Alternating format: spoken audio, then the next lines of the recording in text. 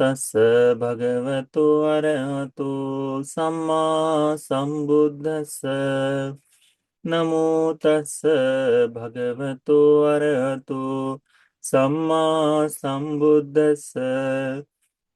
नमो तस्स भगवतो अरहतो सम्मा संबुद्धस्स। साधु साधु साधु। पूजनीय कल्याण मित्र, हमारे गुरु बंदी जी को हमारा प्रणाम है। साधु साधु साधु। श्रद्धावान उपासक उपासिकागण, हम लोग अभ्यास कर रहे हैं लक्षण संयुक्त का। इस लक्षण संयुक्त में हमने पहले 10 सूत्रों का अभ्यास किया। अब दूसरा वर्ग आरंभ हो रहा है लक्षण सूत्र का, संयुक्त का। तो इसमें आज पहला सूत्र है ससी सक सूत्र, यानी सिर से भरा हुआ। ठीक है।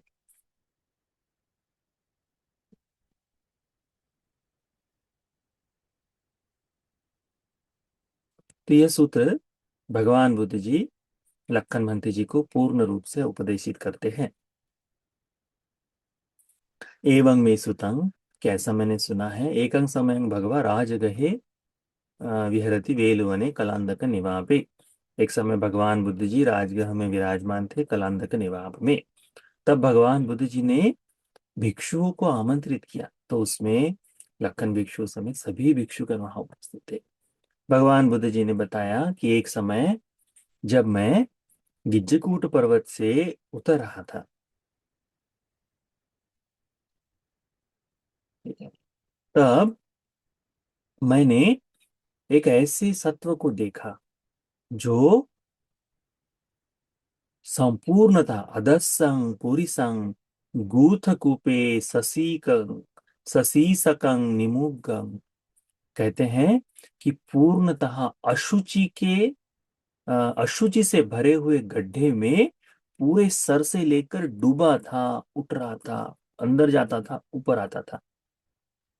अशुचि का यानी जहां लोग विष्ठा करते हैं, टॉयलेट करते हैं ना, तो उसके गड्ढे में गूहत कुप।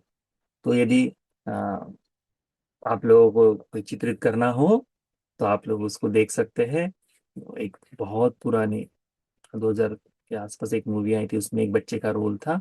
वो पूरी की पूरी तरह से वो गड्ढे में गिरता है ना, वैसा बिल्कुल कोई व्यक्ति पूर्णतः अशुचि में डूबा है, बार बार ऊपर आता है, अंदर डूबता है, तो सर से लेकर कुछ भी नहीं।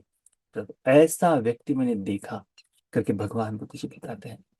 भगवान बुद्ध जी बोलते हैं कि उस सत्व को देखकर मेरे मन में ये भाव आया कि कितना अद्भुत है, आश्चर्य है कि ऐसे भी लोग, ऐसे भी सत्व इस लोक में विद्यमान होते हैं करके भगवान बुद्ध जी उसका विस्तार करते हुए बताते। भगवान कहते हैं कि एसो भिक्खवे सत्व, भिक्षु ये जो सत्व है, ये जो व्यक्ति है, इमस्मिन् एव राजगहे परदारिको अहोसी। ये जो सत्व है, यह दूसरों की महिलाओं को छेड़ने वाला, दूसरों की महिलाओं के पास राग चित्त से जाने वाला व्यक्ति रहा है। यानी आप लोगों ने देखा होगा कुछ ऐसी स्त्रियां, ऐसे पुरुष देखे होंगे आपने, बस में बैठकर, बस में है तो बिल्कुल राग चित्त से किसी स्त्री का स्पर्श करेंगे। देखा है आपने, है ना। कहीं से तो कंधा फैलाएंगे, कहीं कमर पकड़ लेंगे, कहीं बैक को ही पकड़ेंगे, कोई चोटी के साथ।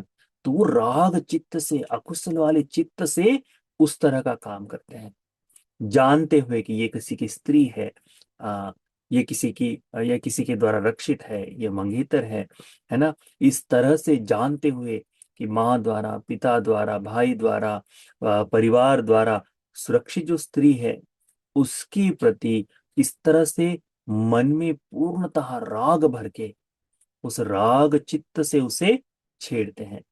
कहते हैं कि फास्सं फुस्सं तो मिल्ल सुखे न काम सुखे न। अकुशल भरे चित्त से, काम भरे चित्त से अपने मन को उसको स्पर्श करता है, दूषित करने के लिए कोशिश करता है ना। तो ये जो कर्म का विपाक है, पूर्णता, क्योंकि जब किसी पुरुष में राग का चित्त जाग जाए और इस तरह से मलेच्छ कार्य करे, तो क्या है वह? असुचि में डूबा हुआ ही तो है। पूर्णतः कामराग की असुचि में डूबा हुआ है ना। तो ऐसा धर्म, ऐसा अभ्यास करने वाला व्यक्ति, इस तरह का कार्य करने वाला व्यक्ति, अनेकों यहाँ स्त्रियां हैं, सब जानती है कि कहीं ना कहीं अपने जीवन में किसी न किसी प्रकार से इस तरह के पुरुषों के साथ पाला पड़ा हुआ है। आप लोग देखिए, ये जो है भगवान ने इस प्रेत के बारे में बताया। यही प्रेत जब वहां से मरकर जानवरों के लोक में जन्म ले तो, जानवरों के लोक में जन्म ले तो आपने देखा होगा वो कीड़े जो अशुचि में ही जन्म लेते हैं, अशुचि में ही जीते हैं और अशुचि में ही मर जाते हैं, देखे ना, वही कीड़े बन के कहाँ खत्म होने वाला है, कहाँ खत्म होगा। संसेदज नाम का जीव होता है, ये संसेदज नाम के जीव से जन्म लेते हैं उस तरफ से। तो भगवान बुद्ध जी को बड़ा आश्चर्य लगा कि ऐसा भी जीव है, ऐसा भी सत्व है करके। इस अशुचि में डूबते समय, अशुचि में डूबते समय उस अशुचि की तीव्र गंध तथा अशुचि के होने वाले केमिकल जो उसके कारण उसका संपूर्ण शरीर दाह कर रहा था, चिल्ला रहा था, रो रहा था। भगवान उस शरीर को देखकर भिक्षु को बताते हैं कि भिक्षु, ऐसे भी जीव इस लोक में होते हैं जो इस कर्म के अनुसार दुख को भोगते हैं करके। तो क्या कर्म किया है इस व्यक्ति ने? क्या कर्म किया है? दूसरों की स्त्रियों को राग चित्त से स्पर्श करने का काम। दूसरों की स्त्रियों को, चाहे बालिका क्यों ना हो, चाहे कुमारी कन्या क्यों ना हो, पता है वो रक्षित है, पता है ये चीज है, ऐसे चित्त से यदि वो स्पर्श करे, किसी तरह का ऐसा कोई कार्य करे, तो वह उसके दीर्घ काल तक इस तरह के दुख के लिए ही है। कहते हैं कि इस तरह की वेदनाओं से भरा हुआ कितने समय तक चिल्लाएगा? जैसे अंदर डूब जाएगा, वो सारी अशुचि तो मुख में भी जा रही होगी, है ना। इसी तरह से चिल्लाते हुए वह दीर्घ काल तक रहा। भगवान बुद्ध जी कहते हैं, भिक्षुओं, ये जो जीव है, परदार गमन के कारण दूसरों की स्त्रियों के साथ इस तरह का व्यवहार, दूसरों की स्त्रियों को दूषित करने का कार्य करने के कारण, है ना, दूसरों की स्त्रियों को दूषित करने के कारण अनेक वर्ष, अनेक सौ वर्ष, अनेक हजार वर्ष, लाखों वर्षों तक यह निरय में दुख को भोगते हुए रहा है, निरय में जलता रहा है, तपता रहा है करके कहते हैं। जिस कारण से वहां वह उतना दुख भोगकर अवशेष कर्म विपाक, कि जो कुछ बचा हुआ कर्म है उसके कर्म विपाक स्वरूप ये यहाँ पर जन्म लिया है। अवशेष कर्म विपाक को इस तरह से देखो, जैसे हम लोग चावल भरी थाली की प्लेट परोसते हैं, खा लेने के बाद भी उसमें उसके मार्क्स, उसके निशान बचे रहते हैं। देखा है आपने कि खा लिया, अब उसमें चावल के उंगलियों के निशान हैं, थोड़ा बहुत दाल बची हुई है, कुछ चावल के दाने बचे, ये है अवशेष। बिल्कुल बचा हुआ है, उसका कोई काम है क्या? नहीं। इतना कर्म विपाक तो भोग चुके हैं, अब जो बचा हुआ है वो इस प्रेत लोक में इस तरह से जन्म लेकर भोग रहा है आदमी। तो कितना भयानक होगा ये कर्म, कितना भयानक इस कर्म का विपाक होगा। और देखिए, कर्म कैसा करे, तुरंत निरय ले जाता है, तुरंत ही निरय ले जाता है, कहीं और नहीं। भगवान बुद्ध जी एक समय भिक्षुओं के पास जाते हैं और भिक्षुओं को पूछते हैं, भिक्षुओं, मेरे नाखून पर जितनी मिट्टी है, तो थोड़ी सी नाखून पर मिट्टी उठा लेते हैं भिक्षुओं को समझाने के लिए। भगवान अनेकों प्रकार से उपदेश करते हैं। मिट्टी नाखून पर उठाते हैं और कहते हैं, भिक्षुओं, मेरे नाखून पर होने वाली मिट्टी अधिक है या ये महापृथ्वी? तो भगवान को भिक्षु लोग कहते हैं, भगवान, ये महापृथ्वी इतनी विशाल है, इतनी बड़ी है, इसकी इस छोटी सी मिट्टी से तुलना भी नहीं की जा सकती, तुलना नहीं की जा सकती। भगवान बुद्ध जी पता है क्या कहते हैं? भगवान कहते हैं, भिक्षु, चार अपाय में गिरा हुआ सत्व, चार अपाय में दुख भोगने वाला सत्व वहां से मुक्त होकर ऊपरी लोक में आ जाए, यानी मनुष्य लोक में आ जाए, आने वालों की संख्या, ये नाखून भरी मिट्टी, नाखून पर जितनी मिट्टी है उतनी है। अधिकांश सत्व, बाकी सारे सत्व इसी निरय में वापस गिर जाते हैं, इन चार अपाय में वापस दुख भोगते हैं, कहते हैं। सोच कर देखिए, अभी हमारे मनुष्य की संख्या कितनी हो गई है। ये लोग हैं जो उंगली पर आने वाले लोग थे। यानी कितना विशाल समुदाय, कितना विशाल संख्या, जनसंख्या, निरय में हो, प्रेत लोक में हो, जानवरों के लोक में हो, अमनुष्य लोक में हो, दुख यातनाएं भोग रही होगी। यदि मनुष्य लोग को सुगति कहा जाता है, हम अभी सुगति में हैं, मनुष्य लोग सुगति में आता है ना। तो यदि इस लोक में आने वाले, चार अपाय से ही तो आए हैं, चार अपाय से आने वाले लोगों की संख्या केवल नाखून भर है, तो फिर दुख भोगने वाले संतों की संख्या कितनी होगी। और कितने ही लोग आज इस बात को न जानने के कारण, इस कर्म विपाक कर्म को न समझने के कारण, ये जो मन चले लोग हैं, ये जो मन चले बालक है, म्हणजे बालक छोड़ो, लड़कों छोड़ो, बड़े पुरुष शादीशुदा व्यक्ति भी बड़े ही दूषित चित्त से, बड़े ही गलत चित्त से इस तरह का भाव रखते हैं। वास्तव में कई बार सुनकर लज्जा आती है कि राग से युक्त हम समझ सकते हैं, तुम्हारी स्त्री है, तुम्हारे लिए उचित समय है, सारी चीजें हैं, परंतु कैसा यह राग जो तुम्हें इतना दूषित कर दे कि दूसरों की स्त्री पर भी इस तरह से। चित्त में आने वाले विचारों को तो हम समझ सकते हैं कि मन में आ रहा है, पर क्रिया से करते समय अंश मात्र लज्जा नहीं। ये लज्जा भय नष्ट हो जाना, यही है।